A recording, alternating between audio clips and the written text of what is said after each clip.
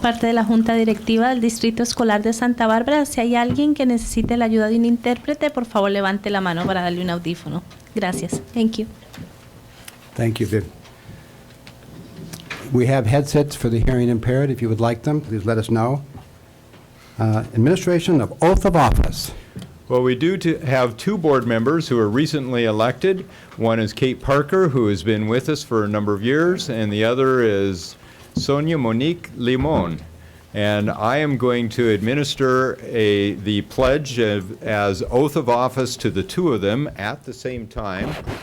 So I will have you raise your right hand, please, and state your name. I, Kate Parker, I, Monique Limon, do solemnly swear or affirm do solemnly swear or affirm that I will support and defend the Constitution of the United States that I will support and defend the Constitution of the United States and the Constitution of the State of California and the Constitution of the State of California against all enemies, foreign and domestic, against all enemies, foreign and domestic, that I will bear true faith and allegiance that I will bear true faith and allegiance to the Constitution of the United States to the Constitution of the United States and the Constitution of the State of California, and the Constitution of the State of California, that I take this obligation freely that I take this obligation freely without any mental reservation or purpose of evasion, without any mental reservation or purpose of evasion,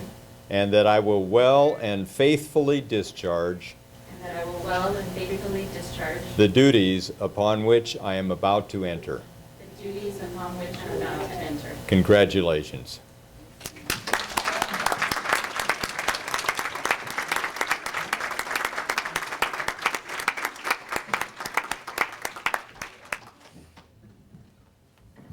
Any comments? Monique or Mrs. Parker? Thank you. Exciting times, 4 more years, and it's great to be back, and just I feel like we're in such a great position, poised to do wonderful things, and I'm thrilled to be part of this again. Well, I'm very excited to be part of this for the first time, and very thankful and grateful to the community who's here and supporting, and look forward to some interesting and challenging but productive times in our district. So, thank you. Do either of you have any important people here that you'd like to recognize? Everybody here has been terrific, and I've seen many faces over the course of the campaign, but I do have to give a special shout out to my own family, which is here. Adam, Simon, Nicola, and my husband, Ian Parker. Thank you for coming.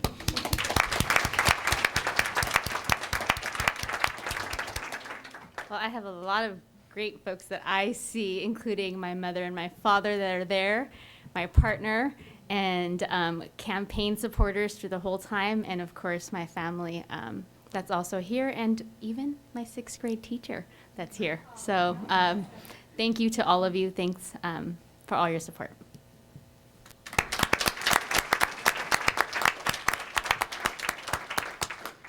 Thank you. Mr. Herron, the public doesn't often recognize how much time board members really devote to their office.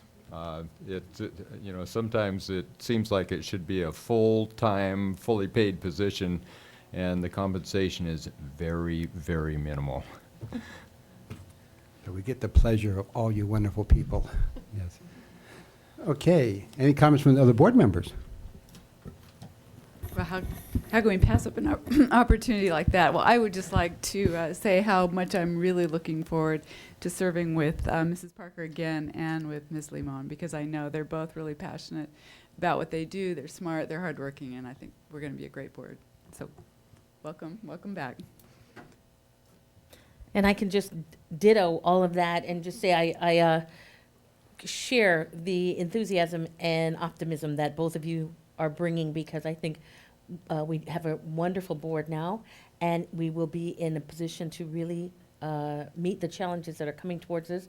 We have a number of things that are going to be significant decisions that we'll be having to make, and I think we're in a great position to be able to make them. And I welcome Ms. Limon for the first time. I look forward to serving with you, and I welcome Ms. Parker back, because I know what a tremendous board member you are. Thank you.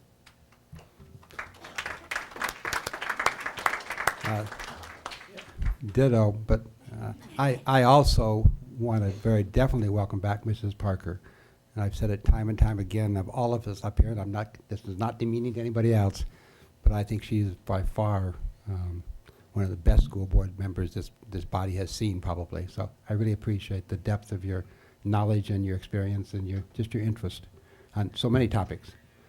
And I like S.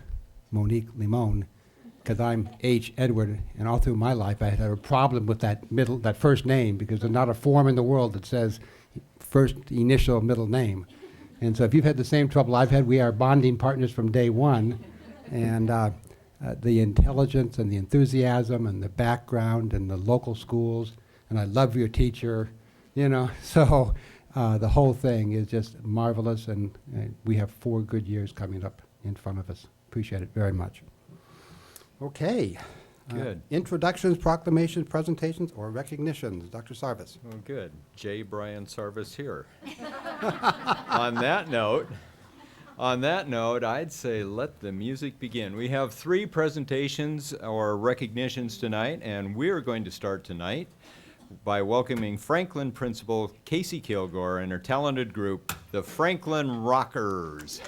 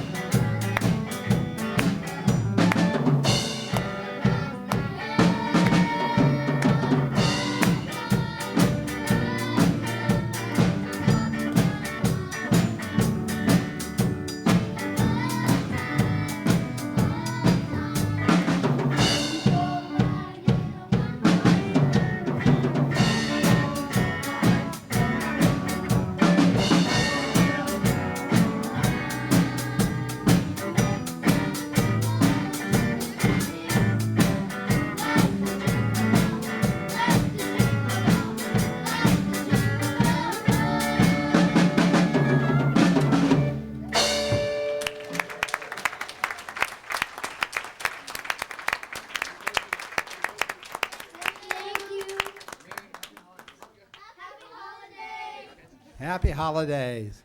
That was fantastic. Wow, you got to go very, very far in this world playing like that.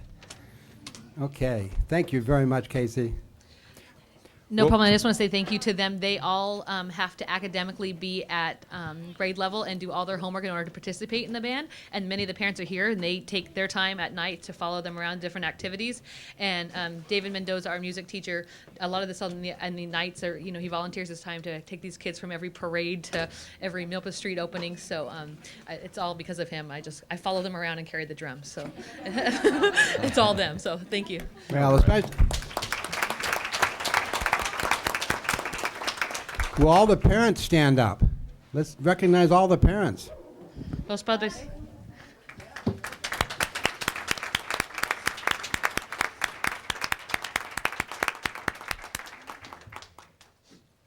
Well, we're going to take just a moment for the band to depart. Ms. Kilgore, do you want to tell us anything more about music at your school? I mean, you have a lot of different musical activities. Oh, and I just wanted to remind the children that they can watch themselves on Saturday on Channel 18. When this is broadcast, the children will be able to see their own performance. And I do want to claim my alma mater because I went to Franklin School. So look where it got me. Yeah, there you go. And it's 5 o'clock on Saturday afternoon. Okay, yeah, we'll get from. As far as music at our school, we have a rotation where students receive music once a week due to the parcel tax. And then from that, these are all after-school programs between a mariachi, and then this is a rock band. We have a jazz band co-sponsored by the EYC. And again, the goal is just that these kids, if that's what they like to go into, that they're able to use that as a venue for their junior high for their elective programs. So, that's about it. all right, Thank great. you. Thank you.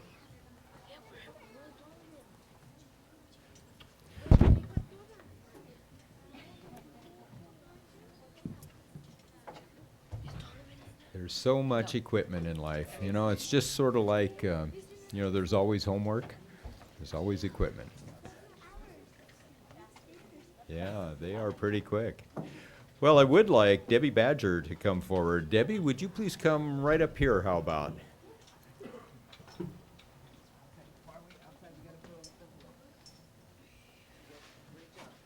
Don't go to the podium yet. Just come and stand over here with us, please. The reason I'm asking Debbie Badger to come up is to introduce her as being selected as the district's incoming Director of Child Development. She will begin this new assignment in January. Debbie has worked for the Santa Barbara School District since 1996 in various departments, and she is currently the Director for the Healthy Start and ACES After School Education and Safety, and AOK, After School Opportunities for Kids program. She's been active in the California Association for the Education of Young Children for many years. Debbie brings demonstrated fiscal development and management experience in both early education and K-12 systems, experience working with diverse populations and those with special needs, and an inclusive, upbeat management style that brings out the best in employees with whom she works. She's extremely committed and passionate about advocacy and improving the quality of early childhood education. Welcome, Debbie Badger, our new Director of Child Development.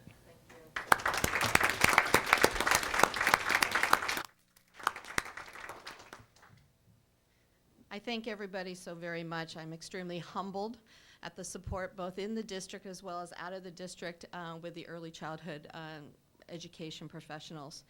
And I'm really looking forward to really taking the wonderful staff that we have in child development and working and serving the board in taking the child development program with the school district to its next through its next chapter. So thank you very much. Appreciate it. Thank you.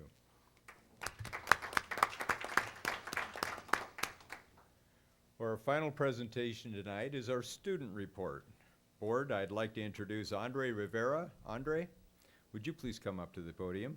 Our student representative from San Marcos High School. Andre is going to update us on what's happening on the San Marcos campus. Good to have you with us. Good evening. Good evening, board members, and congratulations, Mrs. Parker and Ms. Limon. I look forward to sharing with you some exciting news about San Marcos. We have had a lot going on in the past couple months, and I'll try to keep it as concise as possible.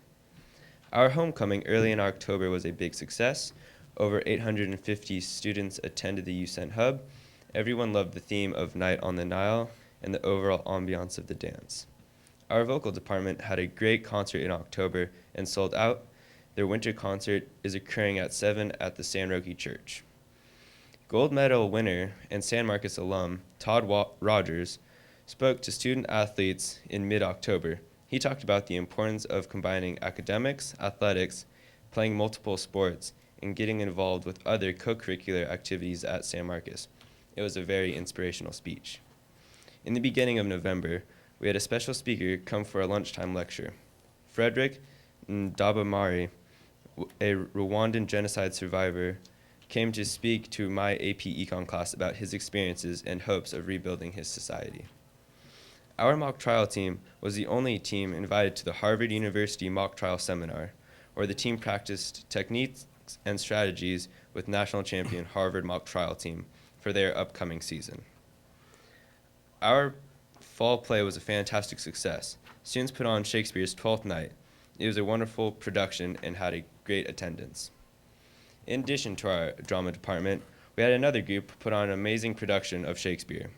Outsheltered Theater performed Taming of the Shrew, which consisted of English language learners, at-risk students, and special education students combining their efforts to bring the work of the world's most famous playwright to life. San Marcos High also hosted this past weekend a 56-team Soccer Town showcase in conjunction with the NCAA Men's Division I Soccer Championship held at UCSB. Some of the top teams in the state were here for the two-day event. We are very proud of our marching band and color guard. They ended their competition season undefeated and won Division I-A, equivalent to a state championship. Director Michael Kioy and drum major Preston Nunez led an amazing group of students through hours and hours of hard work and practice to win this championship. This week, the annual San Marcos Penny Drive ends. At last Saturday's Unity Shop Telethon, we presented a check for $10,000. We also had 50 student volunteers help with the telethon itself and had several student performers during the show. Kids Helping Kids is also underway. We have been one of the largest donors to the Unity Shop over the past several years. Kids Helping Kids hosts several events throughout the year, culminating with the annual Kids Helping Kids benefit concert at the Granada Theater. This year's concert will be held Saturday, January 8th, and will feature recording artists Matt Carney and Tyrone Wells, along with silent and live auctions throughout the night. Our goal this year is to raise over $150,000, and so far we have raised $77,000. This past weekend, our first period class hosted a 5-kilometer race at Ealings Park, which helped raise over $2,700. You can purchase tickets at granadasb.com. Thank you for your time, and I look forward to reporting back in March.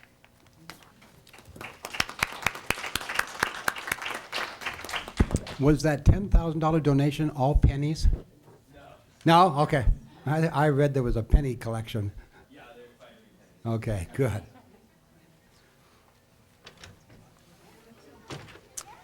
Is that all on that item? That is. Shall I go on with the superintendent's report? Well, good. I have a number of items to present to you tonight. In fact, I'd like to start with a picture.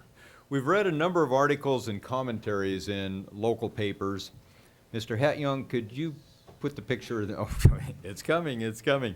Well, one of the articles, or one of the comments was on the achievement gap. And contrary to what was reported, I am proud to report, again, I know you've seen this picture before, but I'm proud to report that our district is making gains in closing the achievement gap. This graph, and there are copies in the back of the room, and board members, you have copies of this as well, shows the state data. This is the API that's calculated by the state each year. This is the state data over a 7-year period, and the gap has actually closed considerably, narrowed considerably. It certainly hasn't closed, but it took a lot of hard work to get to this point. 8 years ago, back in 2002, 2003, the white API was 232 points higher than the Latino API. just 4 years ago, the gap had narrowed really only slightly. I'm just going to target this point. I won't describe each of these points. So this point was 232-point difference. The difference between these points was a 213-point difference. And this last year, the gap has narrowed significantly. The APIs for both groups continue to increase. So the white students are continuing to climb up. And the API for Latino students, if it was on the same trajectory, it would look like this. Instead, it's elevated, and it is increasingly so.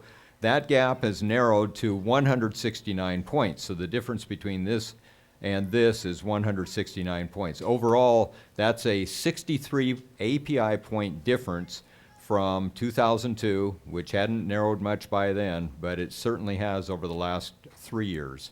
And I believe we should take credit for it, and I don't think it can be dismissed lightly as tortured statistics. These are the measures used by the State Accountability Program, and we've made real progress in this area. We also saw a report on state dropout rates, and we didn't see any local coverage about the district dropout rates, or at least I didn't. Maybe it was reported and I just missed that. But I did think it was important to tell the board and the community that while the state dropout rate is 22%, our district dropout rate is much lower, just 9%. And realistically, the number is actually something that's probably under 6%, since the number includes some students with disabilities who will continue into their 5th year with us. Those students are technically classified as dropouts by the state because they didn't graduate within the 4 years. And students who the state calls lost transfers. Those are students who have moved out of state. We didn't get a transfer request from future school that asked us to forward their transcripts, and we estimate that number conservatively as a sizable number of students. Certainly not all of them were lost transfers. Some probably were dropouts, but in actuality, that brings our rate well below 6%. Now, that said, that is still 6% too high. And we need to continue to work on that, but I am pleased to report that our numbers are nothing like the state numbers. We've also seen a number of articles on air quality testing at Washington Elementary School. I need to repeat once again, although it does not get reported, that we care very much about protecting the health of our students and our staff. I also need to say what we've said from the beginning, that we want to conduct a clean study, and what we want to have is an objective, unbiased study with results that would be interpreted similarly by certified industrial hygienists wherever they are, who are qualified to make those judgments. We're also anxious to move ahead on this study, and to do so, we're currently in the process of working with the certified industrial hygienists that we identified at our last board meeting. We have a group of 14 people comprised of parents, staff, representative board members to draft the study, and hope to return to the board with a plan and study proposal in January. This is because we decided to get together and have an actual meeting about it rather than just get a proposal from the certified industrial hygienist. This is taking a little bit longer, and we're allowing feedback on that plan before we bring it back to the board. The board brief. My office regularly issues a report to the board called the board brief. It's a collection of articles and informational items on school and district matters. A copy of the December 3rd board brief is on display in the reception area. The last board brief includes a draft of a job description for Director of Secondary Education as requested by the board for possible use if we choose to pursue it in the future. That decision has not been made. I want to make that clear. I think it's interesting that we recently saw a mention of this. For a number of years, we've taken every opportunity to reduce the number of administrators, district office administrators, and we're well below the average for districts like ours. We recently read a criticism about lack of oversight from someone who was complicit in keeping the number of administrators low. Perhaps it is time to add positions, but again, that will be a board discussion at some time in the future, and there have been no decisions made about that position, even though we did draft a job description so that you could take a look at it. Board, at the back of the room on the side display, you'll notice a poster. These are our Take a Stand posters. They are or will soon be in every classroom in the secondary district, no less than twice a year. Each teacher has a classroom discussion about the anti-bullying message. On a related note, yesterday a letter was mailed to every household in the district regarding the important subject of cyberbullying. And it is an important issue not only in our community, but countrywide. Copies of the letter are available at the back of the room. They're on the display table. Board, you have copies of this as well. Also included in the mailing, you know, we tried to get everything possible into a single mailing, but also included in that mailing was a flyer telling parents that kindergarten enrollment begins January 3rd. And the transfer deadline is March 1st. So to enroll your child in kindergarten for next year, you need to enroll between January 3rd and March 1st as we come back from winter break. We also had a schedule of the January and February open houses at the secondary district and across the schools in the secondary district. And the flyer included information about a couple of other things. One was the annual address verification, which is a state requirement, and we've been persistent in following up on that this year, as well as the new requirement, new state requirement, that all 7th through 12th grade students must have the Tdap booster for whooping cough pertussis for school next fall. So we're giving advance notification so that parents can get that done before students are enrolled this next fall. This spring, we celebrate the 145th anniversary of the Santa Barbara School Districts. Our district was established in June of 1866. Abraham Lincoln was assassinated the prior year. The Civil War had ended, and Andrew Johnson was America's president. Wow, I don't hardly remember it. To mark the district's anniversary, the 145-day countdown begins on January 12. We invite the community to participate by attending a number of wonderful events and performances during that period.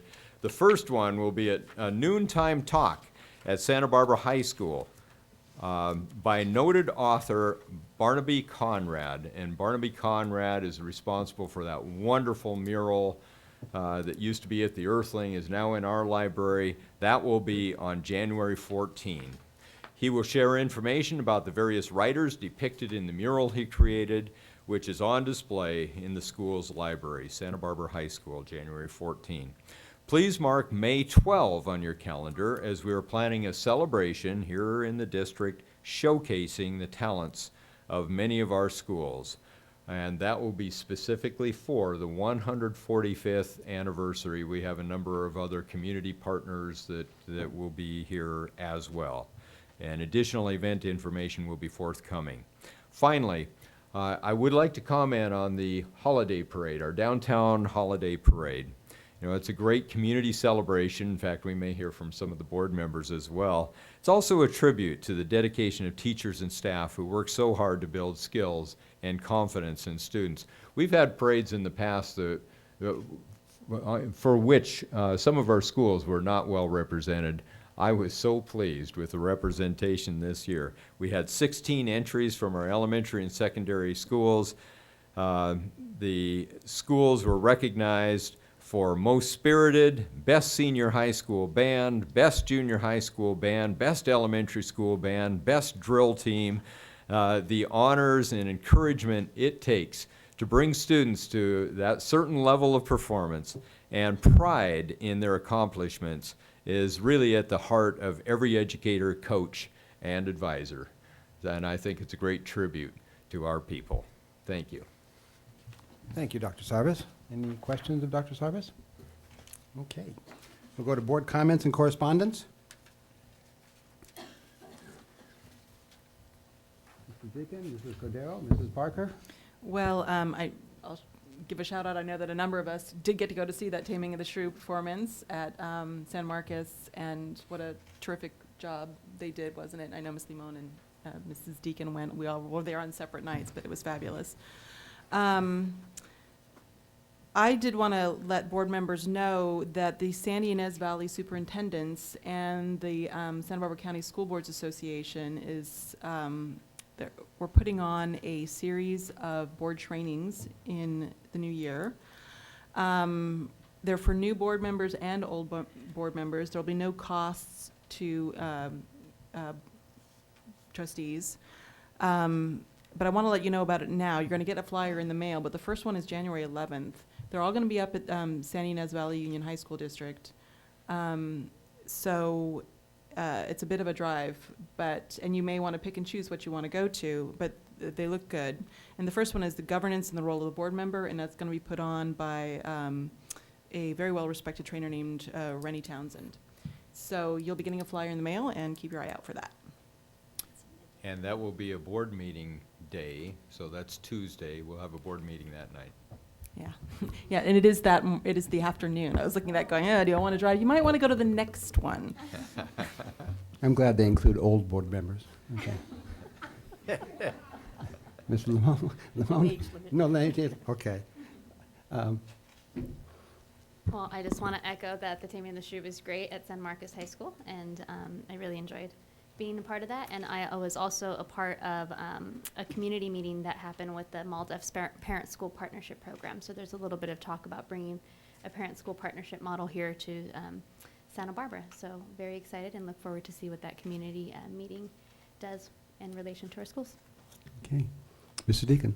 Well, a number of us were also at a meeting at McKinley School in the evening that was fabulous. There were presentations by parents who had participated in the Equity and Education program that Just Communities has helped sponsor, and they had some wonderful ideas that we all listened to, and it was conducted in Spanish and translated into English, and really worthwhile. Really appreciated going. If anybody's streaming the city council meeting and you find out who they chose as city council, will you please let us know? Okay. I've been out of town between meetings. I understand it's Randy Rouse. Go ahead. Yeah, I was just listening to what Chris had to say there. It's Randy Rouse? Randy Rouse? Good choice. Good choice. Good. Okay. That answers that question fast. I've been out of town since the last meeting. Oh, Mrs. Cordero, go ahead. Yeah. I was just going to say that in addition to the wonderful parent meeting that we all, I think all of us, attended at McKinley, I also was a spectator for the parade and cheered as loud as I could for all of our schools that went by. And I really do want to echo Dr. Sarvis's pride in seeing our district so well represented, and members of our district also participating with the Autism Society and other organizations in the community, but a real presence, I thought, from members of our district in something that was community-wide. So I was very happy to see that. I also want to just remind us that on Friday, the Don's Neck Cafe will be having its grand opening. Most of us have, I think, attended that in the past and look forward to attending it again. It's always a wonderful opportunity to see the professionalism with which those students comport themselves. So, and buy coffee. And buy coffee as well as other things like mugs and Right. And on top of that, get a usually we're treated to a wonderful lunch. So it's it's coming up this Friday, and so I hope to see a lot of people there. Thank you. I've been out of town, so I missed most of these things. But I do understand, if I read correctly, that December 3rd was Special Education Teacher Day. Did anybody see that? Maybe it was back east. I thought it was here too. Oh, it was here too. It was here too, but I just want to pay special attention to the special education teachers. It was their day, and they do a tremendous job, and we're very happy to have that entire department and all those teachers who are dedicated to our children. You think when you go out of town you can leave your troubles behind you, but actually our troubles are pretty good. The first day back in Rhode Island, I opened up the Providence Journal, one paper, and headlines, schools try to curb chronic absenteeism. Well, you'll find tonight in our budget talks, we have an absenteeism problem that could save us a lot of money if we could get kids in school.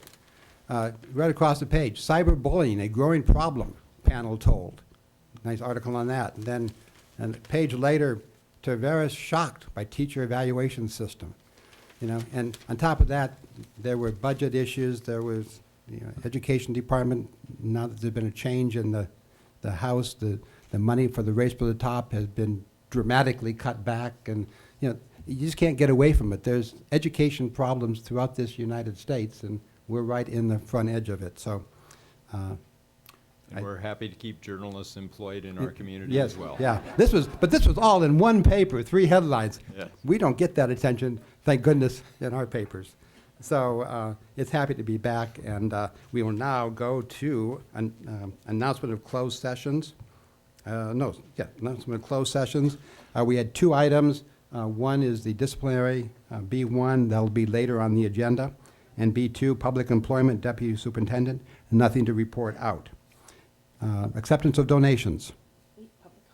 Oh, public comment. Okay, public comment. We have 2 speakers, Eric Vasquez, followed by Marcia Eichelberger and Kathy Abarca.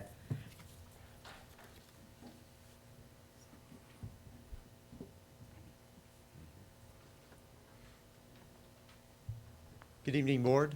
My name is Eric Vasquez, and I live in the Harding School District, and I have a daughter who's going to be a kindergartner next year, possibly Harding. We're not quite sure. We're just getting our arms wrapped around the whole process. The reason I'm here tonight is to discuss the Open Enrollment Act, and more specifically how it's being rolled out in this district. I've spoken with district staff and sent many of you letters just to raise a problem what I think is, I don't know, I think it's a loophole, perhaps not. I don't know what the bigger picture is. And it's a problem that actually cuts incoming kindergartners out from actually being able to participate in the Open Enrollment Act. I'll just be real brief. As Dr. Sarvis pointed out earlier, enrollment opens January 3rd for incoming kindergartners. The deadline for trying to be enroll in the Act ends at the end of this month. Therefore, a kindergartner actually has to be enrolled in order to apply. They're not enrolled, therefore they're exempt and cut out from even being able to participate in the program. It's a small problem. I know that the Act has a lot, it's very ambiguous. I know staff's trying to get their arms around it. A lot of problems, probably a lot more questions than there are answers. And I understand that and I get it. But that doesn't change the fact that kindergartners are possibly getting cut out from even being able to participate in the program. They may not do it, but at least have the opportunity. And so what I've suggested to staff is the Act actually has language in it that allows a district to extend the deadline from December 31st. It's very ambiguous. It's just they can extend the deadline. It doesn't say when, how, what the mechanism is. I don't really understand it, but the opportunity is there. And so what I've done is I've requested that staff actually extend the deadline to after the enrollment periods to actually allow kindergartners the opportunity to enroll or participate in the program. It doesn't just apply to kindergartners, it also applies to new families moving into the district or families that are in the district that actually went to private school. None of them are technically enrolled, therefore they can't participate. And I think by extending the deadline, that might be an easy solution, that the kids can enroll, then you can participate in the program maybe. I don't know, there may be more problems associated with that. I don't know, I haven't been able to get any answers out of that. I do know, or I just want to point out, I know this is a big problem. It's not going to be solved this year, but I'm just trying to find a particular solution for kindergartners in this district, and we can expand and grow on that. If you don't know the answers to something and you do have a lot of questions, don't rush into something. Give yourself more time, and that's what I'm requesting that the board speak with staff about. Give ourselves more time to figure this program out. Don't just shut the deadline off at the end of this month. We just don't have the answers yet. Let's extend it. Give it an extra 30 days or 60 days to figure out these answers. Thank you. Thank you, Mr. Vasquez. Do you have any comment on that, Dr. Sarvis? Yeah, well, Kathy and Marcia are coming up. Go ahead and come Okay. up. Let me just comment that we've been waiting for the state guidelines on this for quite a while. And we had the emergency meetings of the State Department of Education, the State Board of Education this summer. The guidelines should have been out by now. It remains to be seen whether what appears to be a legislative problem is actually addressed by the guidelines. Perhaps it is not, and perhaps it will take state legislation to actually address the problem. But we're expecting to bring this issue to the board in January, and we're hoping that we will have the state guidelines by then, because while we cannot extend the deadline in other school districts, we can extend it in our district, and students who are at Harding School or at Franklin School do have, through No Child Left Behind, do have the option of applying for attendance at another school and already have a priority on that basis. But we will have further discussion of this. We would really like the state to act so that we know what their direction is, so that we don't put policies in place in advance of their guidelines. Okay. Okay, Ms. Abarca, Ms. Eichelberger? Good evening, Board. I'm here this evening as the president of the Autism Society, and we wanted to let you all know that we're going to be hosting a conference on Friday, January 28th, entitled Including One, Including All, The Power of Inclusion. The cost for the conference is, actually the deadline for the $75 rate for the public is this Friday. However, we are extending to any and all school districts, all the school districts, just a $75 rate up until the day of the conference, because we are really hoping that we can get support from not only this district, but all the districts in the county to attend. Check-in will be at 8 a.m.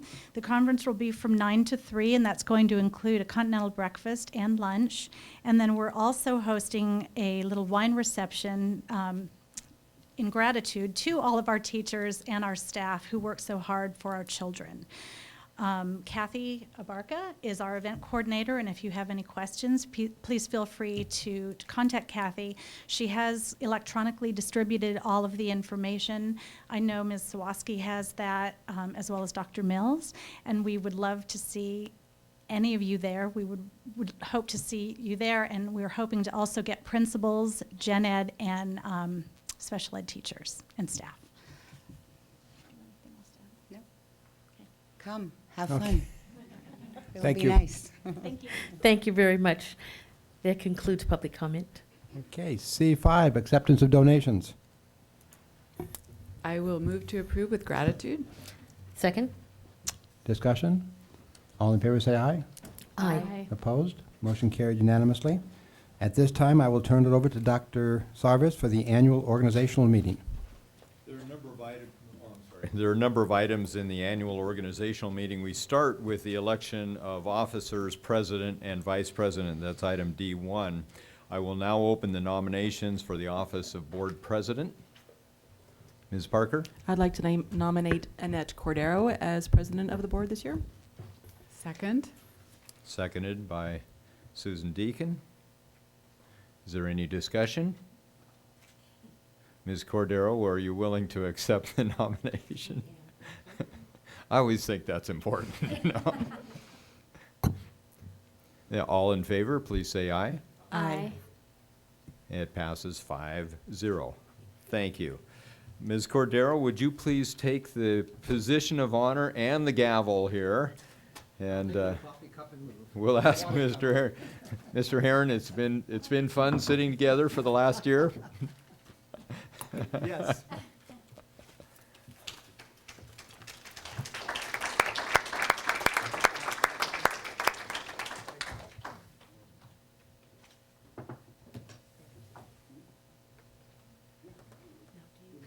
And Ms. Cordero, then as board president, I will have you continue with the nomination for board vice president. Okay, thank you very much, and thank you very much for your vote of confidence. Thank you. I will now entertain nominations for vice president of the board. Can I nominate? You certainly may. Do we have a second? I second. Great. And Ms. Deacon, are you willing to accept the nomination? Great. So is there any discussion? Hearing none. All those in favor of Ms. Deacon for our vice president, say aye. Aye. Opposed? Carries unanimously. Thank you. Well, then Ms. Deacon will have to move down Move. one chair here. Sitting in this nice chair very long, did you? Didn't even hardly warm it up.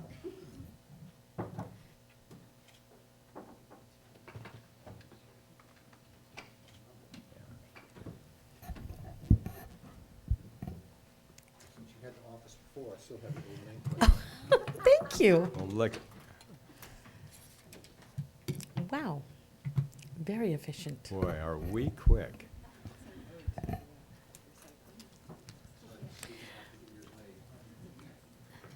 Ms. Cordero was board president earlier, just, So- what, 4 years ago? I think, Is I think that it? that's it, yes. So So we- we are recycling. We kept her nameplate. We are recycling. These have been around for a while. Yes. Okay, so we'll move on to item D2, the appointment of a representative and an alternate to elect members of the Santa Barbara County Committee on School Board Organization. I currently serve on that committee. I am willing to continue if it is the pleasure of the board. Yes, certainly. I would agree. I think the continuity is great, and I know you've been doing a valuable job. Okay. So do we need to make a motion here or have a Sure, motion? Yes, let's okay, do so that. let's, I'll move to appoint Ms. Cordero as the representative to the Santa Barbara County Committee on School District Organization, and we do need an alternate. Is there anyone willing to serve as the alternate? I'll serve. And Mr. Herron as the alternate? great. Do we have a I second? would second that motion. Any discussion? All those in favor say aye. Aye. Aye. Opposed? Motion carries unanimously. Now we need to designate, we need a designation of a secretary clerk and assistant secretary clerk for the board. Well, the superintendent by board policy is the clerk, but we list this item so that it is well understood by the public. So do we, Thank you for we do the not need to take election. action on that then, do we? I'm scribbling notes as we're speaking. Great. We will allow that to continue. And item D4, the designation and time, date and time of regularly scheduled meetings. It's our policy that the second, fourth, and fifth Tuesday of each calendar month, commencing at 6:30 p.m., have been designated as the regularly scheduled meetings of the Board of Education, with the exceptions that are listed here. March 2011, there will be no meeting on March 29th, 2011, because of a conflict with the spring break. Yet we will still have 2 meetings in March. Doesn't that work out well? Because we have a fifth Tuesday. Yes. And then July 2011, we will have one meeting only in July, and it will be July 12th. Then also in December, a year from now, we will again have one meeting only, and it will be December 13th. So can we approve these dates? I would have moved to approve these dates. Second it? Okay. All those in favor, say aye. Aye. Opposed? Okay. Carries unanimously. And then finally, our appointment of board members to serve on various committees.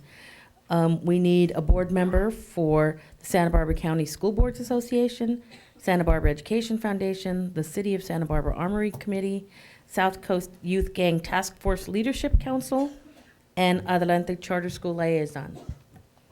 Okay. So, Can I have a Well- question on the Adelante? I know that we have Mrs. Cordero and Mrs. Limon. Do either of you have a preference for that? Are you going to be on the governing council still, or, I am not, no. I'm off the governing council now, actually. so, but it's, did you have a request? Well, maybe I'd like to Mr. take that one first, so, because that might affect the other ones Okay, more. okay, if no one minds. I am willing to continue being the liaison for Adelante, but if Ms. Limon would prefer to take that one as, It's okay. I will let you take it. okay, okay. So then I will be the, if no, or is there anybody else who was, okay. I will continue to be the liaison to Adelante Charter School. So we'll go back up to the top now. The Santa Barbara County School Boards Association, I think Ms. Parker is currently That's- serving on I'm that. currently serving, and And you are, I would like to continue serving with that.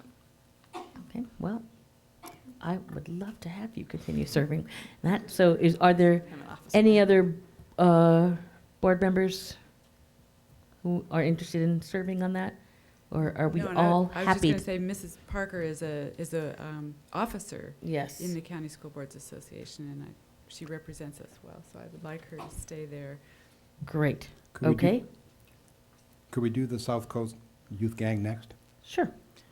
That is also me, but I fully recognize that there are not enough jobs to go around if somebody wants a job. So if somebody would like to do the Youth Gang Task Force Leadership Council, I'd be happy to have somebody else take a turn. I would like to do it. if You would no like one that? else- That would be great. And Ms. Cordero, you're on that also, aren't you?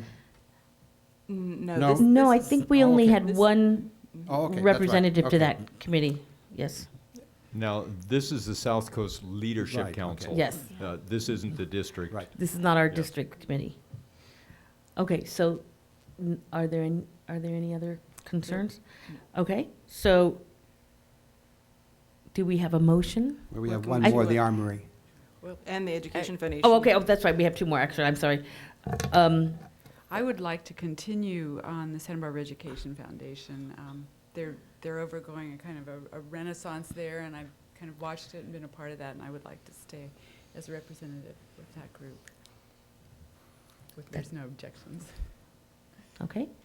And Mr. Herron, are you interested in serving on the Armory Committee? Since I understand they don't do very much, but, so that's a good one. That's a good one for me, but if you see the rash of letters to the editors lately, who knows, they might start doing something. It might become a popular committee. Right, we'll have a new school board, a new school going on that site, so I'll take that, yes. We keep Okay. hoping that they will be meeting.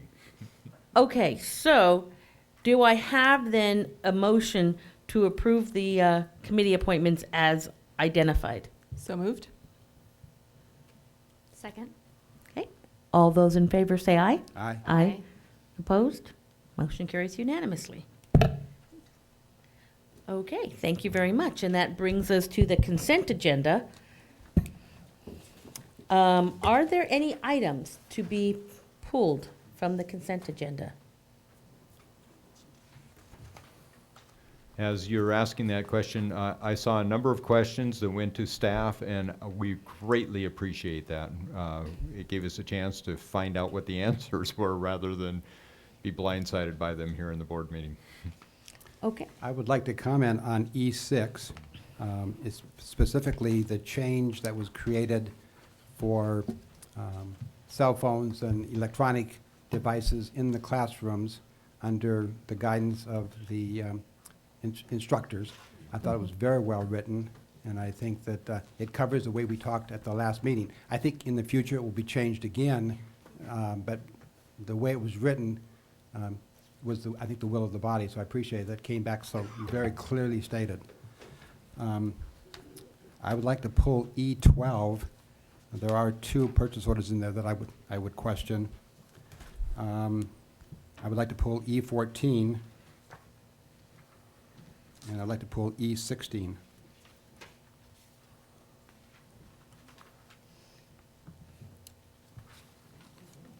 Okay. And I had just a very quick comment on E11. I don't really think we need to pull it. It's just a kind of a minor thing, and I apologize for not getting it to the staff earlier. Just under the essential functions, the third bullet says answer and screen telephone calls, et cetera.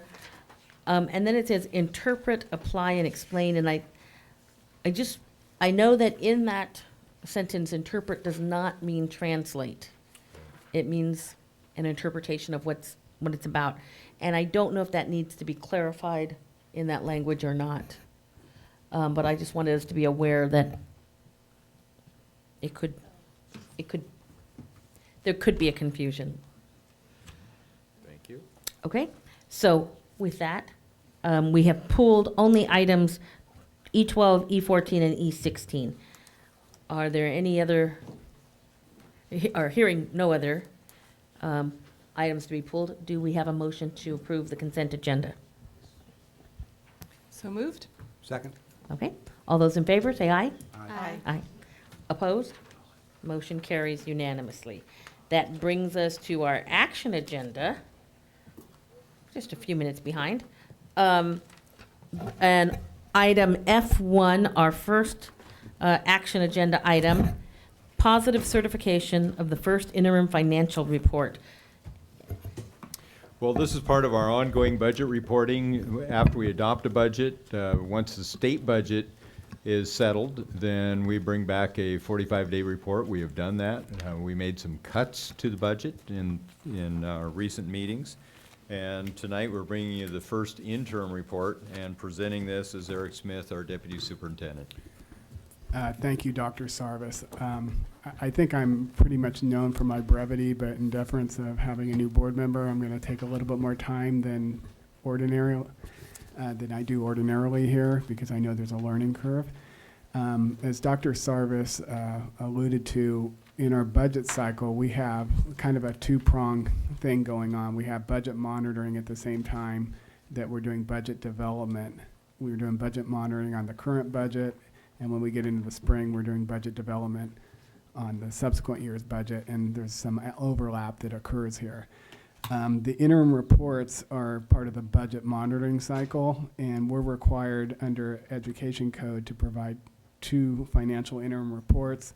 The first one is a snapshot as of October 31st and must be submitted to the board no later than December 15th. The second interim report is a snapshot as of January 31st, and actually has to be submitted to the board no later than March 15th.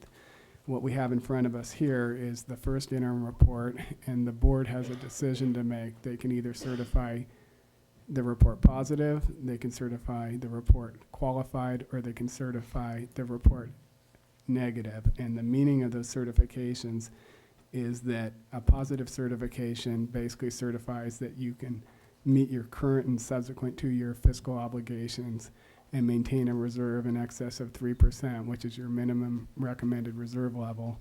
A qualified certification means you may not be able to do that, and a negative means you definitely cannot do that.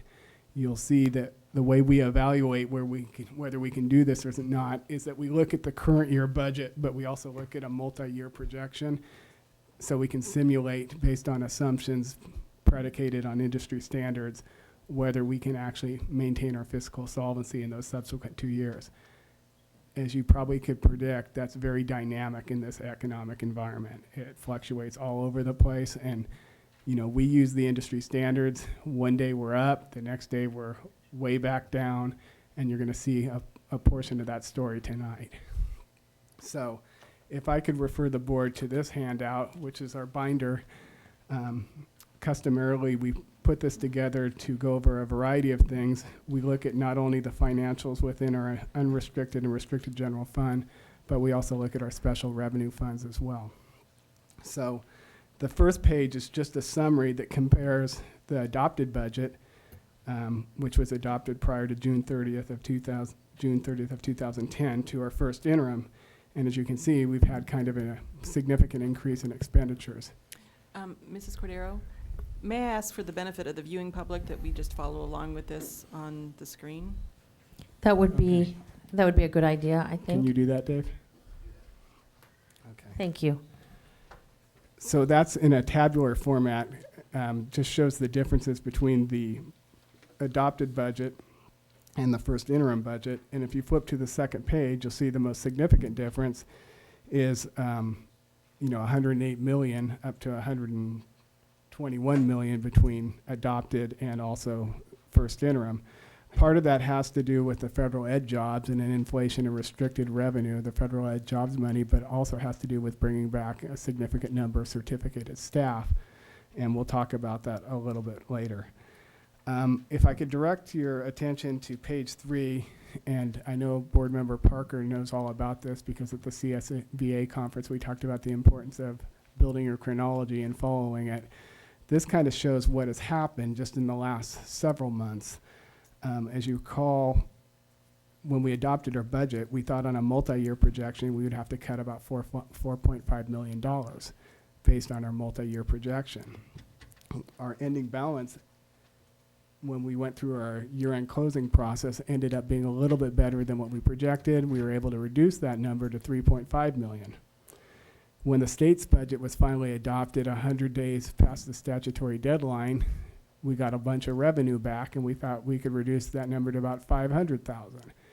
The board in turn made those cuts, and then we actually looked at the multi-year projection variables or assumptions that School Services of California put out.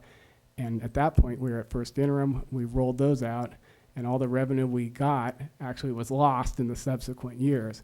And we'll talk a little bit more about that under the multi-year projections. But that just shows you how dynamic the process can be and how volatile it is. As we move down page 3, a couple of things. The loss of COLAs in 2011 and 2011-12 and 2012-13 are significant, in excess of $2 million in each of those years. We've also factored in enrollment decline, which we didn't have in our last multi-year projection because we didn't have a good idea of where enrollment would be this September to project where it would be next year, and so we've rebenched that. We had a system glitch with K-3 class size reduction. We moved to a different position control module in our current financial system, which, as you know, we're abandoning, and somehow it did not roll the K-3 class size reduction resource from developmental budget over to adopted budget. And then that was also complicated by the fact that we did have some overflow issues with balancing combinations, and we also had Peabody with the overflow issue there. And so that added some additional staffing expense as well.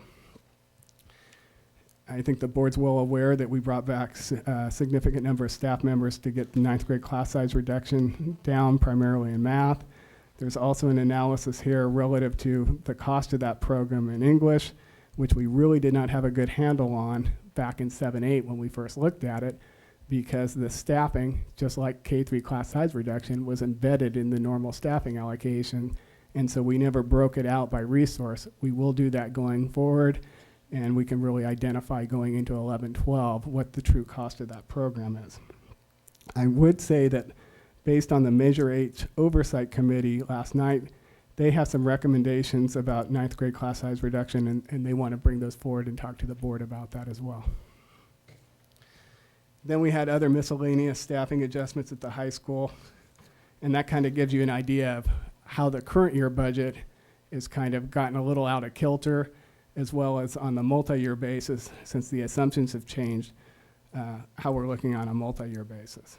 If we move over to page 8, as is customary for us, as we look at the variances between first and second interim report, just in the current year, you can see for revenue limit sources, there's basically an increase of $3.1 million, and that was a result of the 3.85% deficit, that additional deficit factor that was being applied being eliminated, as well as the negative COLA being actually eliminated. You can see we had a significant increase in federal revenue, almost $5 million due to the federal education jobs dollars. We had a favorable variance of about $607,000 in other state revenue, mostly due to adjustments in economic impact aid and adjustment in AB 602, which is the special ed funding model from the state, and some other miscellaneous adjustments. Other local income, similar to last year, we saw significant variance because when we adopt the budget, we basically budget for your local donations as they're received, not what we think might occur, because we don't allow the schools to expense those dollars until we receive them, because it's a cash management issue. So you always see a significant variance between the time we adopt the budget and the time we get to first interim report, because by that time we're actually receiving revenue and depositing it. Certificated salaries, we're seeing a significant increase, both in terms of staffing. Also, we have the off schedules that we've done both for certificated and classified respectively in the next category. Employee benefits have also increased in proportion to those expenses. Books and supplies there's a significant variance really due to the establishment of placeholder accounts. We get the categoricals. Sometimes they're moved among major budget categories. Other operating expenses increased in the budget by about $900,000 due to increase in professional development. That's once again, once we get the money, then we, on the restricted side mostly, we reallocate it to professional development, and so that's why you have that variance. We also have a larger trans this year than we did before, and we have to budget for the interest expense. As you know, when we borrow money, we also have to pay interest expense on that. And if we didn't have a trans, we wouldn't be able to make our cash flow throughout the year. Capital outlay, the variance there is really solely related to the construction expense with the Dos Pueblos Engineering Academy and how we receive those dollars through there. And we had no significant variances in other outgo. The next page is page 8, which looks at our contributions from the unrestricted general fund to the restricted side of the budget. And I have a saying I'm fond of, which is there's always a premium on unrestricted dollars, because with unrestricted dollars or general purpose dollars, you can do anything you want. Restricted dollars always have, some kind of restriction on them. So you're always trying to guard your unrestricted dollars, so that's why you're always looking at your contributions, and that's the purpose of this chart. So what we do is we look at how much unrestricted is being contributed to restricted programs. Not all restricted programs will pay for themselves, and what I mean by that is they don't get enough funding from the respective state or federal governments to fully fund them. So it requires a contribution from the unrestricted general fund, and we always want to monitor that and be as efficient as possible. So obviously, the areas that require the largest unrestricted contribution is special ed is one. We also make a significant contribution to maintenance, to what we call the routine restricted maintenance account. It was 3%. The board, by board action last year, reduced it by 2%. We can do that during the flexibility period that runs through 2013-14. And then as you can see, we have other areas in terms of home to school transportation and various and sundry other smaller programs that require contributions. As we move down to the bottom of page 8, we look at kind of what's happening with our enrollment, both in terms of actual enrollment and also projections. You can see that we're really starting to taper. We haven't declined as significantly as we have in years past. We think we're going to flatten out here, but we don't know until September. Just like the rest of the budget, we will rebench that once the enrollment comes in, and we'll see what the trend looks like. And we'll talk a little bit more about that in the multi-year projections. On page 9, this is just in graphic form, our enrollment to ADA. Enrollment is the actual enrollment of students, and attendance, or ADA, is the average daily attendance in terms of how they show up, in the percentage of attendance versus that enrollment. For both of our districts, right now the elementary district is in basic aid status, so it's not as a big a funding factor, although we're barely in basic aid status, would be what would be called on the cusp. But in the secondary district, we are in a revenue limit status, and enrollment growth or attendance efficiency results in more revenue. So we're always looking at that. So in the secondary district, for every day that we lose a student's day of attendance, it's $33 for us. So we really have to be mindful of any kind of efficiencies we can get in terms of increased attendance as well as increased enrollment. On page 10, we have a brief description of lottery and lottery proceeds. A big misconception out there is a lot of money goes to schools from lottery. And I'm not saying on a macro level that's true, but if you look at most school district budgets, including ours, lottery represents less than 2% of the budget. So what you see here is a bar graph that shows longitudinally what's happened with the lottery proceeds, lottery sales, and over the last, I guess, since the inception of the lottery. And as you can see, it's really fluctuated up and down to a high about 175 per ADA. Now we're down to about 130. And part of that has to go as restricted to instructional materials per Proposition 20. On page 11, we show general fund expenditures by category. First, we show you in a pie chart how our district looks in terms of expenditures by category, both restricted and unrestricted combined. And then below, we look at the same type of pie chart, but for unrestricted expenditures only. On page 12, we show you by function. We operate under what's called the Standardized Account Code Structure, or SACS. And SACS allows us to break out data in a number of different ways. One of them is functions, or a grouping of activities, and this just shows you what those general fund expenditures look like by function. Okay, we talked a little bit about general fund contributions. On page 13, we actually show you the absolute dollar amounts.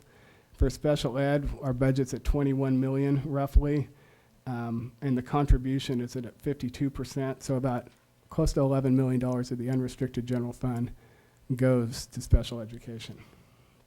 As you see, the routine restricted maintenance account is at 2%. That's the second biggest contribution we make. And right now, it's at about, if you look at the table on page 14, we're about 2.7 million right now in terms of routine restricted maintenance, the contribution the unrestricted general fund is making over there. Another thing that we're mindful of now that most districts did not do until the last 4 or 5 years is really quantifying the true cost of K-3 class size reduction. And you can see the amount of expense we have in excess of the revenue we get for K-3 CSR is a little over $7 million. The next page really quantifies what we call the structural deficit. It looks at whether we're bringing in more unrestricted dollars than expense or vice versa. And what this shows you is the net change in the unrestricted ending balance as a result of that. Obviously, anytime you have above that center line a piece of the bar that's higher, you're bringing in more. When it's going the other way, you're spending more than you're bringing in. And you can see in 10-11, absent some kind of intervention, we're spending down our reserves significantly. That's also shown on the following page, which is page 16 or 15. And this shows you the district reserves and net ending balance. As you recall, we have to be above a 3% on a multi-year basis. We're projecting we'll be at a little over 4% at year end based on what we know at this period in time. And if you look at that, because of the structural deficit, and when we look at the multi-year and we pull it forward, it looks like we're going to have to make about $5.6 million worth of cuts to be above the reserve level going into 11-12. Other funds at first interim, Child Development Fund, as you know, has been an issue. Local general fund contributions or unrestricted fund contributions can also occur from the general fund to another fund, and that's what's occurred with the Child Development Fund in the last few years. We've basically had to make contributions over to that fund to make them whole because they were spending more than they were taking in. And what, if you look at this table here and you look at the categories under expenditures, other outgo, in the first interim column where you see the $266,000, that's the amount that the Child Development Fund owes the general fund, and that's how we're tracking it. If we go to the next page, the Cafeteria Fund, page 17, here's a little bit of good news. You can see in the variance there, which is kind of odd when you look at it, because you see those negative brackets, but if you look at the adopted versus the first interim, what you see is the fund balance is actually increasing there, which is a good thing. I know that Board Member Parker had asked about the variance in the building funds. That's attributed to two things. One is that in some cases you're burning down proceeds, but a lot of cases, remember, every time you guys approve a change order up here, the cumulative nature of approving those change orders will be a variance between what the adopted budget is to what we reflected interim. So that's an issue as well. I will tell you that the building funds, none of these funds reflect any of the bonds because at this point we have not issued any of Q&R, so none of that's in there. You're still looking at what we're burning down relative to what was there before.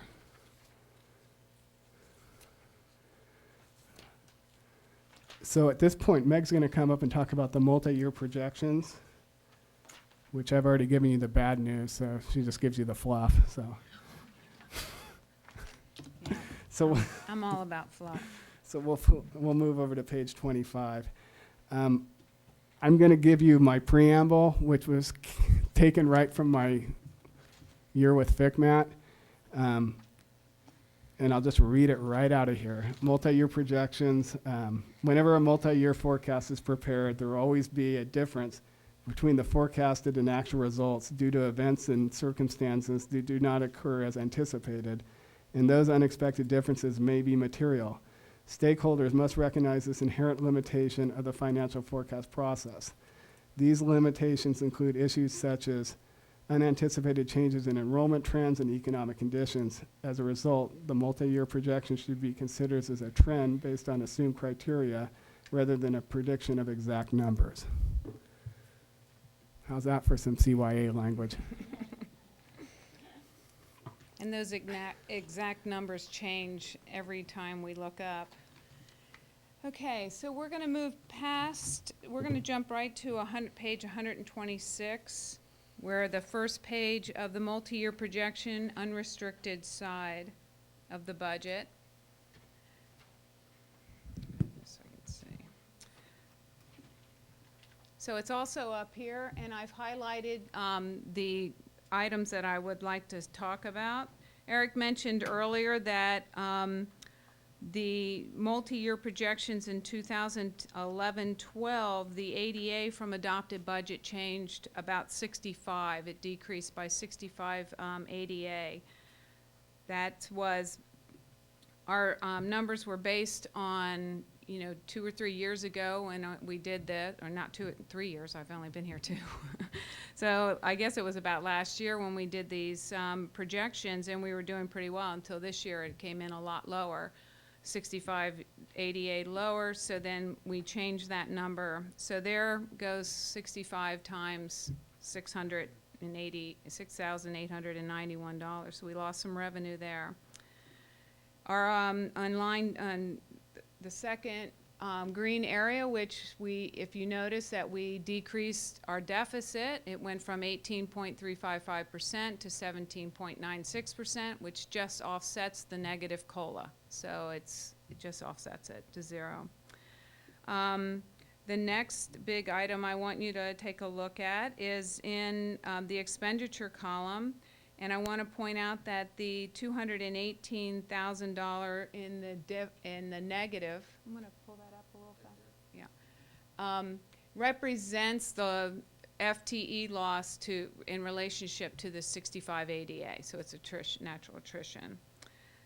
And then the $1,558,000 is the amount of the 28 FTEs we rehired for the high secondary district in regards to the staffing and class size problems that we had over there this year. That was being paid out of the ed job money.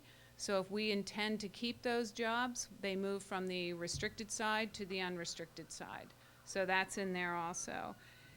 In 1213, which is the far column to the right, we have a negative $199,000, and that represents, again, the FTE loss due to ADA.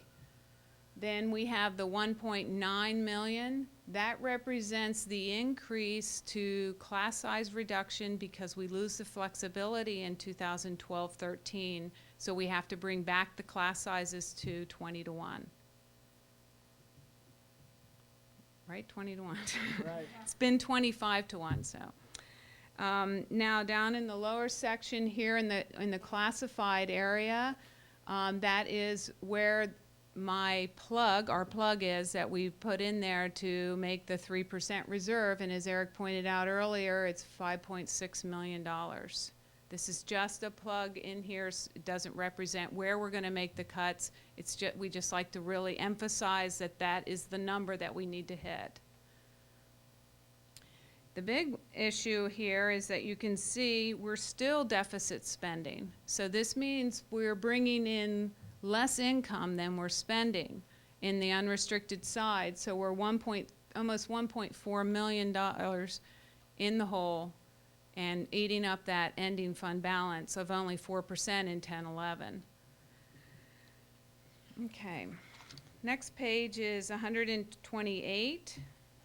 And the only thing I want to point out here is basically we always budget that revenue equals expenditures because we want to spend the restricted money on the kids during the year that in which they are there. You got 128.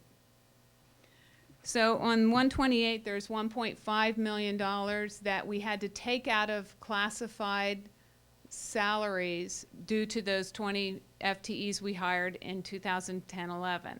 So now we take those out and move them over to the unrestricted side.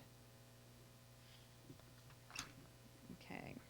So the last page I want to talk about is 131, which shows at the very bottom that we meet our reserve. However, we go from projected year 2010-11 with a 4.07% up at the top there to 3.19 in 11-12, and 12-13 we go 3.05. So by the end of 2011-12 we have no fluff. And that's what cuts of 5.6 and 2. That's right. Oh, that's right. I didn't mention the 2.7 cuts in 12-13. Forgot about those. So yes, we have to make both of those cuts to keep our heads above water for 12-13. And 12-13 is exacerbated by the reversion of the K3 CSR issue. Yes, it Now, is. if that's sustained, it'll be lessened. But we basically are being advised by the county office that we've got to simulate that assumption, because at this point there's no statutory authority to extend it beyond that. And if we rolled this out one more year, we'd have the same thing with the flexibility. Yes. Which is about 1.2 to 1.3 million of a reversion. I think that's going to stay where it is, but that's just my opinion. Excuse me just a minute. Let me have Mr. Smith explain a little more of the termination of the reversion of class size reduction. Yeah. We had, during a 4-year period, we could increase K3 CSR to greater than 20-1. And it was a blessing and a curse because they didn't give us dollar for dollar savings when we increased class size. So what they did, meaning the state, is we were able to increase class size and reduce expense, but at the same time, as a disincentive to do it, they reduced the amount of revenue they gave us. So if they would have given us the same amount of revenue and we could have done a reduction in force, we would have had a much greater savings. But nevertheless, the flexibility period is limited term, and so we have to turn the clock back in 13-14. So that means bringing back class sizes to 20-1. We get the money back in full funding, but still you've got a greater expense when you look at that cost-benefit analysis.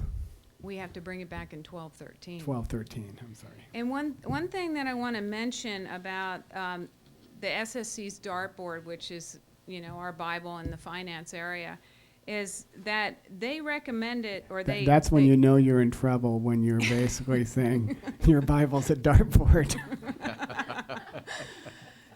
But that is true. But if you look through this, you'll see on the dartboard that they have a 1.7% COLA. But if you look further down, they're recommending a 0. And so we took the 0 out. We took the 1.7 out, which was quite a bit of funds. But they're also thinking we had, in 12-13, we put in the 1.9% COLA. they're like, it's too far out to decide, but they're not real warm and fuzzy about that COLA either. They may take it down to zero by January now with the governor's budget coming out for next 11-12. I mean, there's a whole school of thought of people in the AB 1200 arena, which was basically the landmark legislation that gave county offices the ability to have oversight over school districts in terms of financial solvency. There's a whole school of thought that multi-year forecasts don't mean anything in this environment because of all this, you know, and so, but we got to play by the rules, and that's what we're doing. Any questions? Oh, one other thing that I want to mention is that the $500,000 cuts that you made just a couple weeks ago are in here also.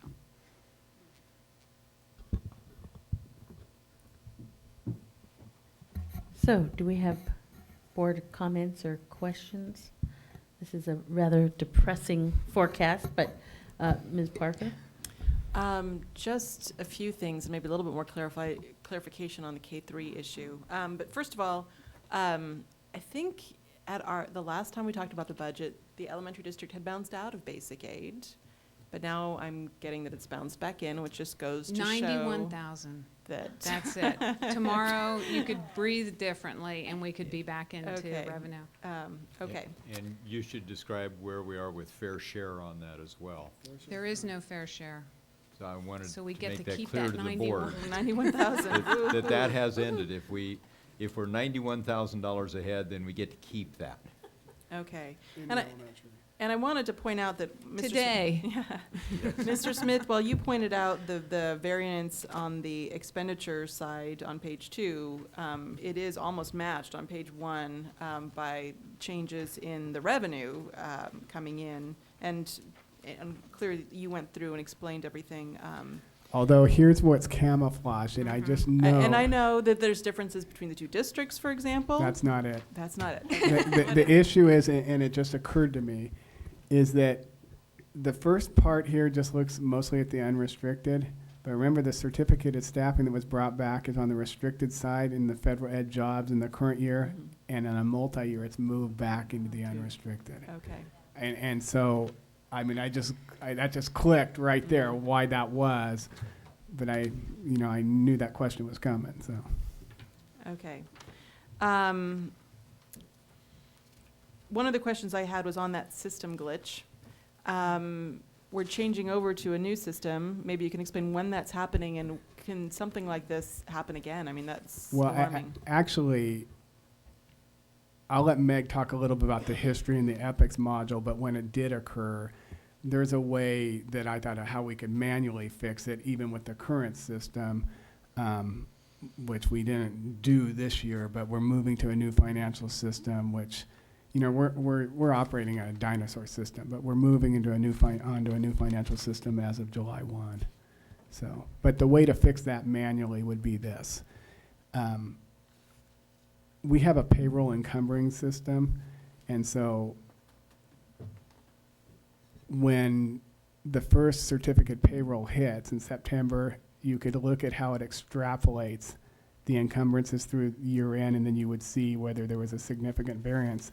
And frankly, I guess because, you know, we were kind of lulled to sleep, we've never had a problem like this, you know, it never occurred to us to, then the first payroll to actually, you know, do that reconciliation, but that's how you would do it manually.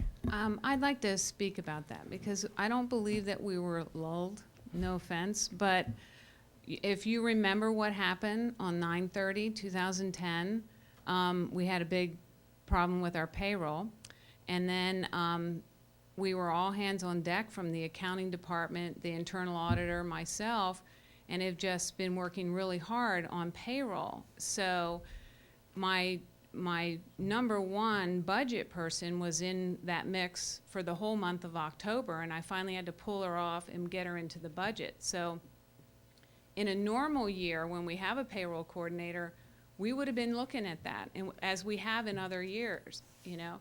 So I believe that was the big glitch, is that we were spread really thin trying to get payroll. It's an enormous, enormous job when the health and welfare hits that same time. So, and plus having two green people in in that system, so. Okay, that was a better answer. All right. Thank you. But we will be watching that, believe me. We'll be running, and we're planning to do a lot more things sooner. We don't need to wait. Okay. And my last question is back on that K-3 class size reduction cost. I think a lot of people think that we got rid of class size reduction here because we don't have 20-to-1 anymore. But 25-to-1 is still class size reduction because otherwise it would go up to the contract, which is at about 30. No. No, 26. It's interesting because I thought it was at the 4th through 6th level. it reverts to 26. Oh, so we're only one down. We're only one down. And And that usually one- we staff at 26 knowing that there's going to be attrition to 25 because the normal K3 CSR rule is you measure at P2, which is April, 7th month. So here's my question. Now, and that's a good point because if our former contract sizes were a lot bigger, you would get more bang for your buck in terms of reduction in force. Like Santa Maria Bonita, they eliminated the program. They could go back to whatever it was the prior contract language, and it was way up there. So obviously they got more dollars and cents in terms of doing that. I'm not obviously not making any philosophical judgments about class size. I'm just speaking numbers here. But it does revert to 26. And there's no penalty after 25. That's correct. So you bring it up to 25, you're penalized the same as if you went to 35. I'm sure Lane's taking notes back there, but Well, here's my question. In the, on page 14, you essentially cost out the general fund contribution for K-3 class size reduction for 10-11 as $8 million. Almost. Sorry, $7 million. Right. It's $7 million. So $7 million is the cost between 25-to-1 and 26-to-1? No, we get 1.8 million in revenue from class size reduction. So the whole program costs us 8.8 million. So, but I'm trying to figure out where if we didn't have K-3 class size reduction, would be at 26-to-1, not 25-to-1. Right. So where, if the overall cost is 8.8 million, and we're getting 1.8 from the state, and the rest of the cost is 7 million, is that for a differential of 1 student per classroom?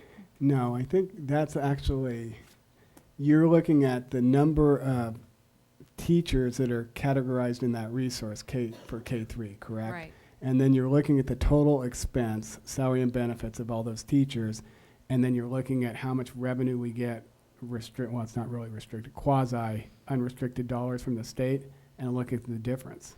Well, I guess I want to be careful that we don't. The presentation's correct? Well, that we don't tie it into class size reduction when a lot of it's not class size reduction. It's simply because we have K-3 teachers. So I want to be careful that we don't. But as you just said, anything less than 26-to-1 is still class size reduction. It's still class size reduction, but it's, I mean, It's in a terms hybrid. of actual cost to the district, as opposed to simply having teachers there, it may not be that much. I mean, I personally, I'm. You're looking at the cost differential of the buy down and Exactly. kind of what I did on the 9th grade thing earlier. And we can go back and restudy that to make sure that's correct. Because I would want to, when the time comes, we really do need to compare what does 20-to-1 look like as opposed to 26-to-1, or, when does it become more cost effective, not to do it at all versus Right. having it be really restricted at 20-to-1. I have to say that philosophically, I want to get back to 20-to-1. So I'm very hopeful that we're in the financial position to do that. But I want to be sure that when we're looking at it and comparing apples to apples. And when you get into 12-13, you will see on the multi-year that it's 1.9 million to get there, but we will get fully funded at $1,071 per kid. Okay. Which is still not. Yeah. I mean, you can look at it Not at a enough. micro level that way too, and you will see it will pencil out not enough. I mean, that's another way you can do that analysis. So maybe we'll bring that back at the. And we're the going to second do interim. that with 9th grade also. We're going to move all the teachers in 9th grade class size reduction into a special resource, so we'll be able to see it just like we do with K-3. Okay, so then lastly, we did You know, we use a modified cohort survival method to project enrollment, and there's a description of that. I could go through it if I want to bore you to tears, but essentially, you know, it looks at the likelihood on a coefficient basis that, let's say, 100 kindergartners will make it to first grade in the subsequent year, and if only 95 make it, then it's a 0.95. If it grows by 5, then it's 105. And we basically average that and then extrapolate out in the cohorts to figure out where we are. And then we do a birth rate correlation to basically look at kindergarten projection. That's laid out in here as well. So when we look at, you know, since enrollment converted to ADA is the primary driver on the revenue limit of doing our projections, we plug on into the model, and then, you know, we plug in the assumptions from the dartboard, and then we roll it out and look at our revenue expense, and that's how we get to our multi-year. And so once again, we kind of recap what the structural deficit is in the multi-year projection, but we're still recommending that the board certify positive because we believe we have a proven track record of making the cuts, of eliminating the structural deficit. And over the last 3 years, we've done that every time, and I think the county office has full faith in us that we'll do it again. So that's why I'm recommending that. I did not recommend that the first year I was here.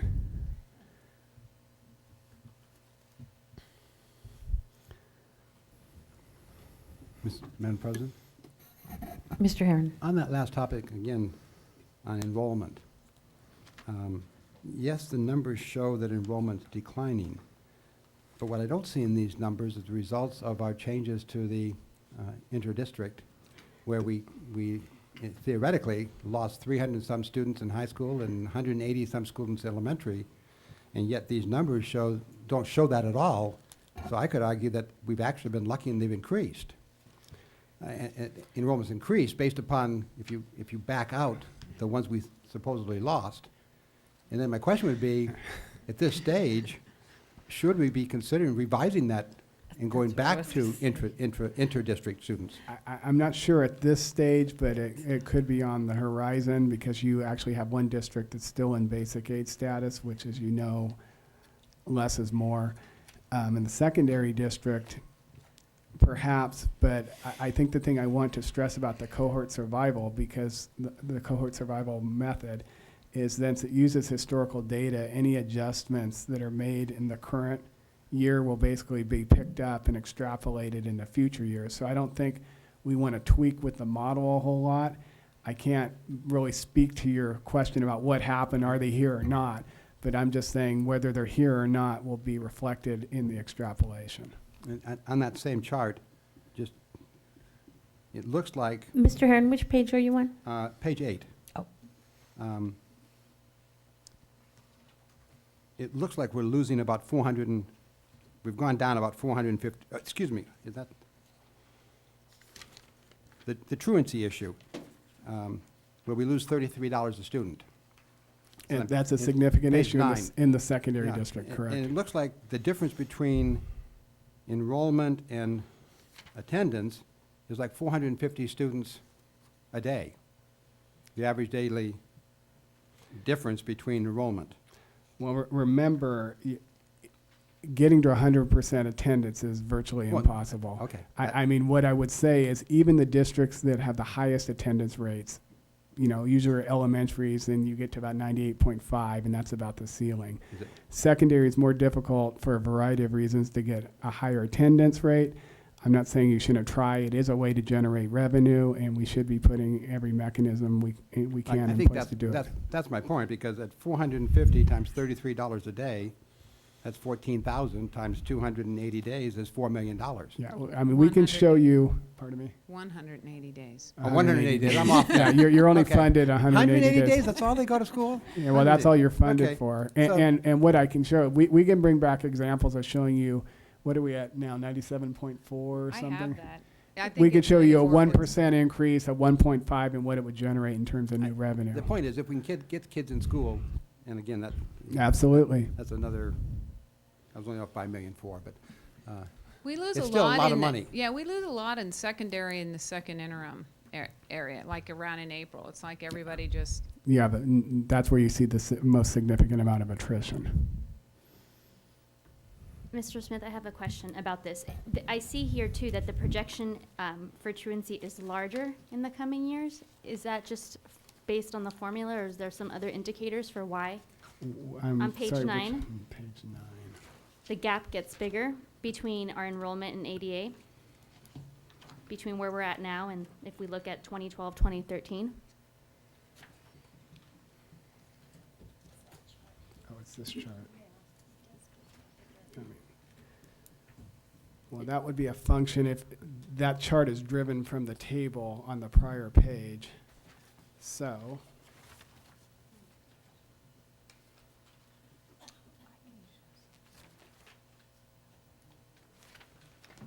So I guess my question is it just a function of the formula, or is there other indicators that? I think it's just a function of the formula, but I'll go back and take a look at that. It was not tweaked or modified to show any kind of, variance like that, but we'll go back and take a look. I do have to say that most districts would be proud to be hitting 97.4 in attendance. Yeah, you see some secondary districts that are at 96. Actually, we're 93.7 in the secondary and 94.7 in the elementary. So we have a Where'd lot get of room to improve. 97.4? 94.7 in elementary, Oh, 93.7 in. So there's a lot of room for improvement there. There is. Yep. There is. Can I Ms. just Parker clarify and then on, Ms. Deacon? yeah, can I just clarify on that point though, because it's been being called truancies. It's actually absences. I mean, it's excused absences, kids having their parents take them out for medical appointments or if they're sick. I mean, there's a lot of other reasons why it can happen too. Or vacation. I mean, yeah, it's important to remember, we function on the basis of actual attendance. There's, since SB 727 was passed, we don't get apportionment credit for excused absences. So if they're not in the seat, you don't get any money. Ms. Deacon? Mrs. Parker, Ms. Limon, and I were all at the CSBA conference, and there was a number of workshops on attendance, and I think Ms. Limon went to one, and maybe that's something that should come back to us as an agenda item to find out. There's obviously other districts are looking at ways even to get that incremental 1, 2, 3 additional %. So that's definitely something, since we're looking everywhere. Most of the comments and questions I had have already been answered about K-3 class size reduction. And I guess I just have to say that couldn't go away completely. I mean, we don't really know what's going to happen in the next couple of years, with the budget. I mean, No. it's something I think everybody believes in, but the funding mechanism for it people may decide that that's, something the state can't afford. So it'll be interesting to see. I know we have to do our projections out, but that could completely change. I had one question about the self-insurance fund on page 24. We have identified some shortfalls there, and so I know some of the things that came up and that you've identified as problems, like the COLA and all that, we couldn't anticipate, but a couple of the other things maybe we could have anticipated, or at least they were within our purview. So I'm just wondering if that's one of the ones that we need to be looking at as well. On which page, 24? We're self-insured for, is it vision and dental? Vision, yeah, and actually that's something we are looking at. I mean, we're probably going to have an actuarial study done there. And Meg brought that to my attention a little while ago. We think the administrative fees are a little exorbitant, and it's just something we've never gotten around to looking at because it hasn't been a huge issue. And as you recall, most of the proceeds that were in the self-insurance fund were from the abandoned, old workers' compensation program. But we are still self-insured for vision and dental, and we need to look at it, and that's on our radar. Mm-hmm. Okay, good. And I guess I'll leave this with, where will we be at the second interim? Do we have any feel for that? Well, I think there's a couple of issues. One is, Governor-elect Brown is already saying, hey, education's going to take more cuts, in January, February, so we'll see how we do. Although I read another article where he said that he's going to try and minimize it on education. So how that manifests itself is one issue. And then the second issue is the second interim is always more precise than the first interim because you've lived most of the year out and you can just be that much more precise in terms of your year-end calculations. So we will probably do some things after the first of the year relative to spending freezes and things like that. And we're going to have to go back there. You know, we're going to have to shore up our fund balance any way we can, because anytime we can shore up our fund balance, it allows us more breathing room. And if one of the things we looked at when we started looking at the structural deficit is you go back and look at last year's adopted budget, you know, we've never got to a point where we've got revenue, you know, balanced with expense. We've always had large reserves, which we've able to restore year after year, and we've basically rolled the structural deficit forward. So we're never actually, what I want to say. Zero budget. Yeah, we're never, you know, cracking the whole nut is what I'm saying. And so that's been allowed us to basically, you know, we've not had to make as draconian cuts as we might have had to. But now, you know, the projections are showing us if we're actually end up at 4% at year end, we're going to be in deep doo-doo. So we're going to do whatever we can do, you know, to increase fund balance during the current year, and then we're going to put together a plan, and it might be some parallel plans, I hope, and we'll march forward. Thank you, Mr. Smith and Mr. Tay. I kept waiting for the good news. Yeah. I have some more questions. I was hoping. Oh, did you have questions? No, but I'm, since this is going to come back to us, we are, I'm sorry. But we are running over, so let's take a couple more questions if you have them. Okay. One quick question on page 3, where in 2011 through 12, it's gone from 2.10 down to 0, and that's a net loss of 2,000,003 plus. The following year, it only goes down 0.5%, but the loss is still 2.3. There must be a simple reason for that, but I'm just curious, why is the loss almost the same, but the COLA is dramatically different in those 2 years?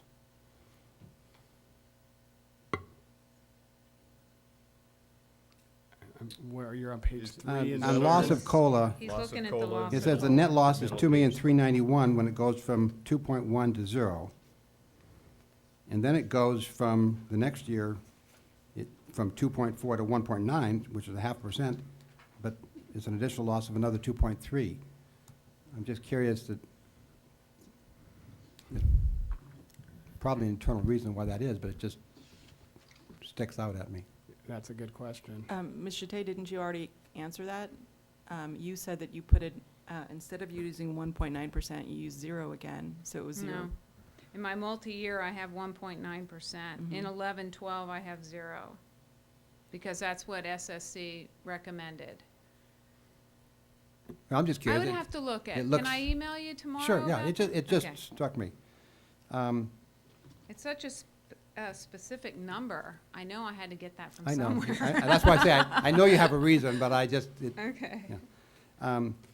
I'm just curious on this 9th grade math. In here on. Not going to get out of here without talking about that, am I? On page 4, you say that Measure H is paying for 3.5 of these full-time extra people, extra employees. I guess last year we had 6 extra I teachers. think it's flipped. Where is that? Right in the middle. How did we get through 2009-10 without discovering this problem? No, actually, Measure H paid for 6. That's inverted. All I know, it says paid for 3.5. Yeah. Actually, there's 9.5. And I remember reading this back and thinking, that doesn't sound correct, but let me read it again. Oh, yeah, that is correct, because here's why. Is because, here's the chronology.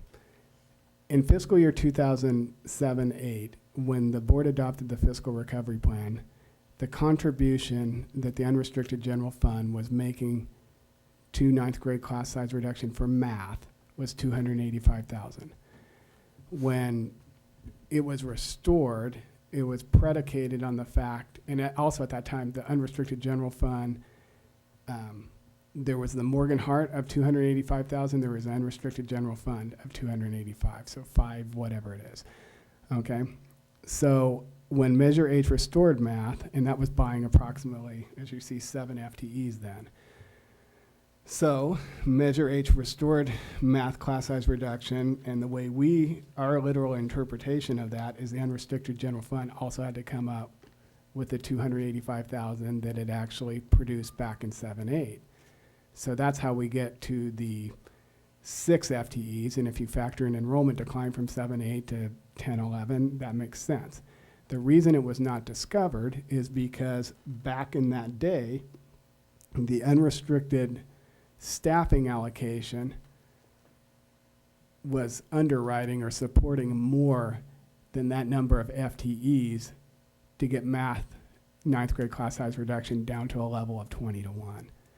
It's similar to the K3 CSR issue where we never identified all those FTEs by a specific resource.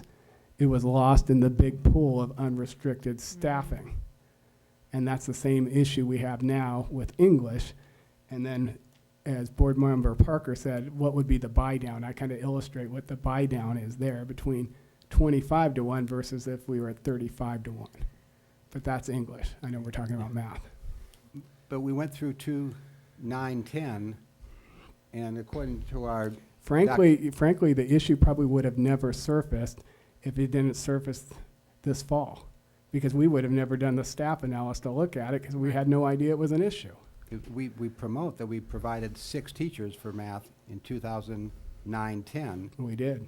And now we're saying Measure H is only 3.5. Why did Measure H produce 2.5 less teachers? Well, I think Measure H, you want to speak that, Robin? Measure H, in conjunction with the unrestricted general fund, hired that many, correct? As I recall, I believe all of the math, there were a lot of math teachers that got hired under that, and you may recall that the Measure H did not have funding available for the math, science, and technology site plans, and it was because it was all taken up with staffing. And then we looked back at that. We were oversubscribed because the 6 FTEs would have gobbled up all Measure H, and we made a conscious decision to shift 3 of those into the unrestricted general fund, predicated on that's what the snapshot was at the time that the board eliminated math, 9th grade class size reduction. Okay. One last. A huge amount of money from the jobs fund has evidently gone into positions that are ongoing positions. And the whole idea of the job fund was for short-term teachers. When did we make that transition from spending the money on? Well, I think there's 2 issues. One, the jobs fund was to bring back, I mean, there's a whole litany of things it can do, but bring back staff is one of the number 1 things that can be done. We made a conscious decision as staff to put them there because given what happened this fall, we'd either put them there or in the unrestricted. So if we put them in the unrestricted, your 4.07 number would be 0.0 right now. That was our choice. Yeah. I've been under the impression that the jobs fund was supposed to be, yes, create jobs, but on a short-term basis, not an ongoing. And now we've just created the problem. Now we got to solve the problem. But you would have the problem otherwise. Yeah. That's the issue. What the advantage of putting them in the jobs fund is you're not burning your reserve as much as you would otherwise be. And we have a year to plan. Okay.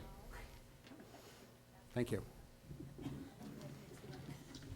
Oh, one more. Okay. What's the negative to having a qualified interim report? Well, the negative, the biggest negative is it could adversely affect your trans and bond ratings.